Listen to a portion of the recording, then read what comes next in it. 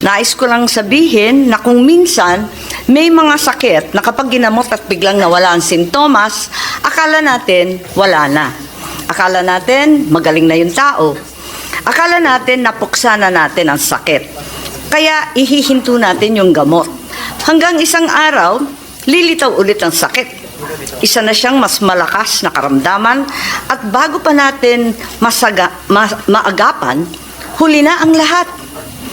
Ang sabi ng COMELEC, hihinto na sila sa pagtanggap ng pirma hanggat hindi na ay aayos ang ilang teknikalidad. Anong teknikalidad? Yung mga pirmang naipasa na. Paano? Anong bagong pamantayan ang gagawin nila? Kung aatras at nagbago ang isip ng tao, anong gagawin? At marami pang ibang tanong.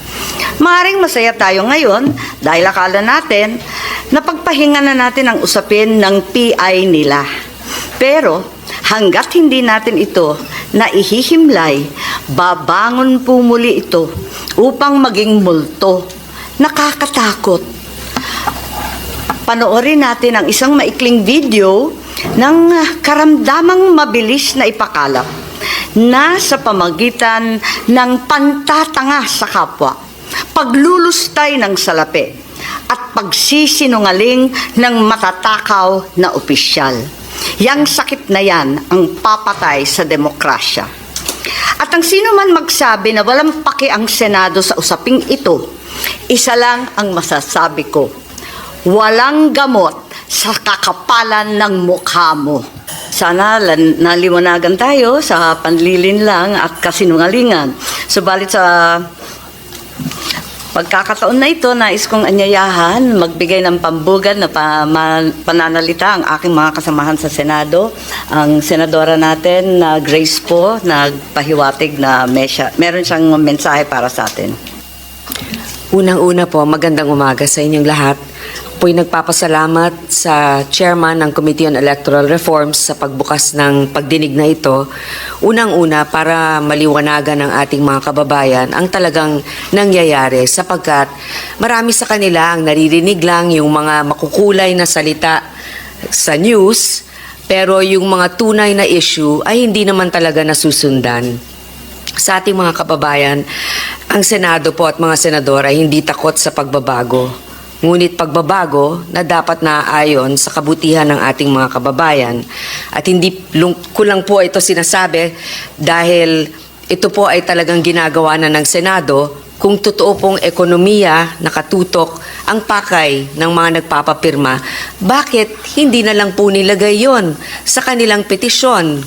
Bakit ang nakalagay dito ay voting jointly at the call of the Senate President or the Speaker of the House? So bakit hindi na lang nilagay na sa ating mga kababayan, payag ba kayo na baguhin natin ang mga probisyon na nakatutok sa ekonomiya? So malinaw na meron silang ibang pakay dito. Sa ating mga kababayan, bakit po ito delikado at nakakapag-alala? Unang-una, kahit na ano pwedeng isingit dyan. Pwedeng palawigin ang termino ng mga nakaupo, hindi lamang ng Kongreso, kundi pati sa Senado. Okay lang naman kung gusto ninyo yon, pero gawin ninyong malinaw na yun ang gusto ninyo. Pangalawa, pwede ang mga dayuhan magmay-ari ng lupa sa ating bansa. Bagamat sinabi ng ating Pangulo na tutol siya dito, pag nagbotohan na, wala nang control dyan. Ngayon lang, hindi payag ang ating saligang batas na magmay-ari ang dayuhan ng lupa sa ating bansa, pero naghahari-harian na ang ibang mga dayuhan katulad ng mga pogo. Pangatlo, pwede na nilang sabihin na wag na tayo mag-eleksyon sa mga darating na taon. Paano naman ang karapatan ng ating mga kababayan na pumili ng kanilang mga leaders kung palpak ang mga namamahala? Kaya nga may term limits para mapatunayan mo kung ikaw ba ay talagang kaya ang ginagawa mo at katanggap-tanggap bilang mamuno.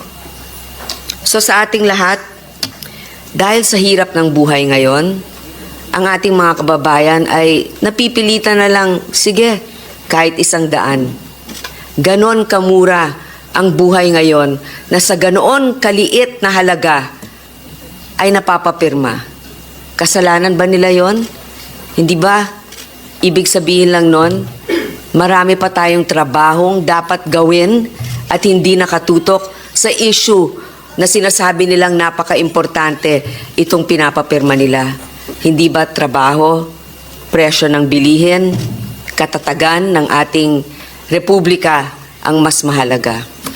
So maraming salamat muli sa ating mga dumalo ngayon upang mas maliwanagan ng ating mga kababayan bakit natin ipinaglalaban ang tamang proseso para sa ating kapakanang lahat. Maraming salamat po. Galing po ito sa cellphone ninyo, January 8. Tama po ba, Mr. Onyate? Oo, tama. And that's in fact you in the picture, that's correct?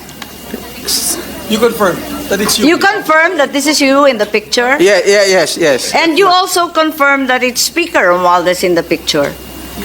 Yes. And it is Congressman Saldico in the picture? Yes, yeah. Can you read the caption, please? Yung caption sa ilalim po. May nakasulat, Yes, diba? that's true. People's That's correct. Initiative. Tama po ba? Tama po. At maliban sa pagkain, klaro na may mga dokumento sa table. Meeting po to, hindi lang party. Anong pinag-usapan? Meeting po yan kung paano kami makikipag-coordinate sa mga congressmen. And you confirm. Saan lugar to? Saan ginanap itong parting to? Para lang malaman namin. Sa ano po yan? Sa townhouse sa Forbes, sa Forbes Park. Kanino Malapit sa- nga? Kaninong lugar? Ipaliwanag. Wala namang masama magtipon-tipon sa bahay ng Miss Kishino. Ano ho yan? Dalawang townhouse. Hindi, kanino po? Kaninong lugar? Inyo? Bahay mo? Bahay mo po?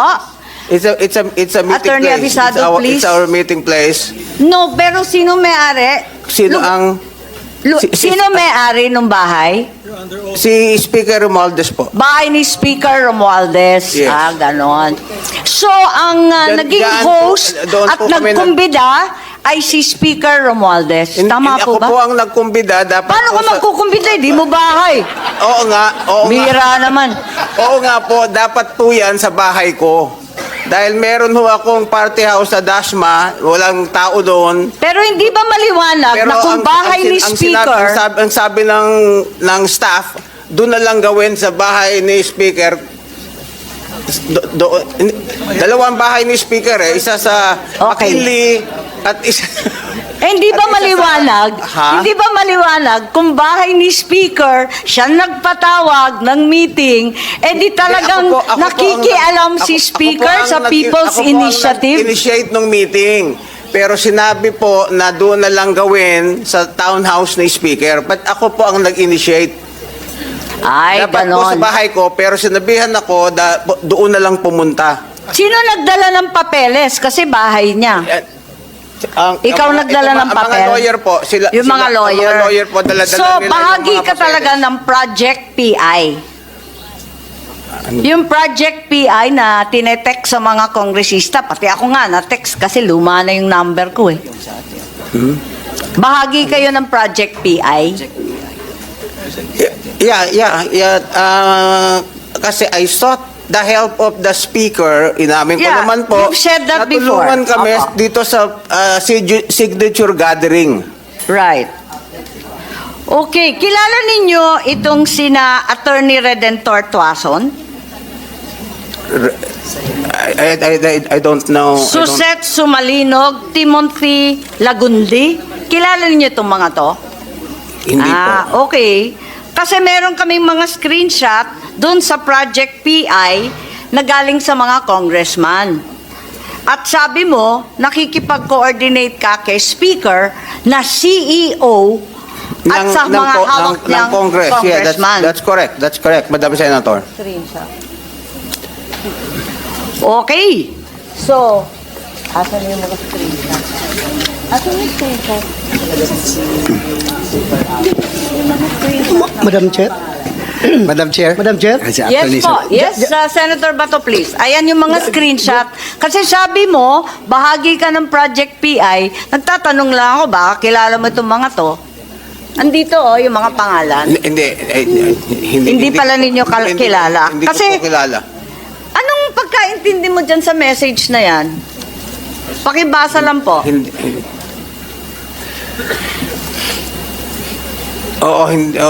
Hindi ko po alam, I don't know all of the details because, Hindi, lahat ng kongresista pinapasubmit, sa National Secretariat Attorney Red Tuason. Ayun. Ayan ang hinihingi nila, yung mga kopya, at saka accomplished signature forms. Kasi sabi ninyo, may kinalaman kayo sa second batch ng signature forms, di po ba? yes. So, isasubmit dito sa mga taong hindi ninyo kilala, samantalang kayo ang nagpa-imprenta? Senator Bato, please. Madam Chair, gusto ko lang ipa-confirm kay Mr. Unyate, since sinabi niya kanina na he sought the help of the speaker para makakuha ng perma. So, pumayag siya. In fact, nag-meeting kayo, di ba? Yes. Pumayag siya. So, meaning, sinabi mo, perma ang nasa likuran nitong People's Initiative, humingi kayo ng suporta galing kay Speaker Romualdez, pinigyan kayo ng tulong, ng suporta para tumakbo ng inyong People's Initiative. Ibig sabihin, si Speaker Romualdez isa na rin sa nasa likod ng Pumayag naman po si Speaker. pumayag si Speaker. Nasa likuran na rin siya. Natulungan kami kasi siya ang CEO ng Congress. Kaya nga, gusto ko lang confirm sa'yo na siya rin ay kasama na, nasa likod na rin nagpapatakbo ng PI. Dahil nga, tumulong siya sa inyo, di ba? Yeah, he is helping us. Thank you for that. Thank you for that answer.